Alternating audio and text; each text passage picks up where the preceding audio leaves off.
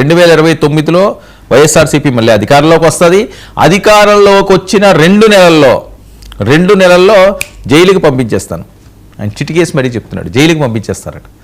ఎవరైతే చంద్రబాబు నాయుడు గారినో లేకపోతే ఇంకొకరినో నమ్మి ఎవరైతే ఇన్వెస్టర్లు వచ్చారో పీపీపీ విధానానికి సంబంధించి ప్రైవేట్ వాళ్ళందరినీ కూడా మనం అధికారంలోకి వచ్చిన వెంటనే 2 నెలల్లో చేసేస్తాను. మొన్న ఒకసారి పోలీసుల్ని హెచ్చరించాడు ఆయన పేరు పెట్టి మరి, సప్త సముద్రాల అవతలున్నా లాక్కొచ్చేస్తాం, నువ్వు రిటైర్ అయిపోయినా నేను వదలను అని చెప్పి ఒక డిఎస్పీ స్థాయి వ్యక్తిని ఆయన అప్పుడు హెచ్చరించడం కలకలాన్ని రేపింది, పెద్ద ఎత్తున వైరల్ అయింది అది.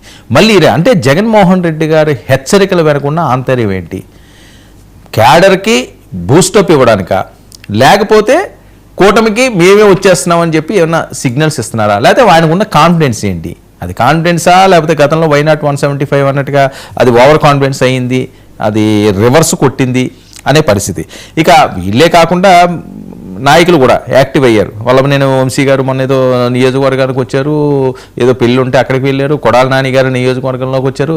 చంద్రబాబు నాయుడు గారు పిలిచి డైరెక్ట్గా అటాక్, వాళ్ళందరి మీద నువ్వు మళ్ళీ గతంలో లాగే అటాకులు చేస్తుండు అని జగన్మోహన్ రెడ్డి గారు చెప్పినట్టున్నారు. చంద్రబాబు నాయుడు గారు ఇంకోటి అంటే ఎవరికి వాళ్ళు ఏ సామాజిక వర్గం ఆ సామాజిక వర్గం మళ్ళీ గతంలాగా పంచుకోండి, అటాక్ మోడ్లోకి వెళ్ళిపోండి.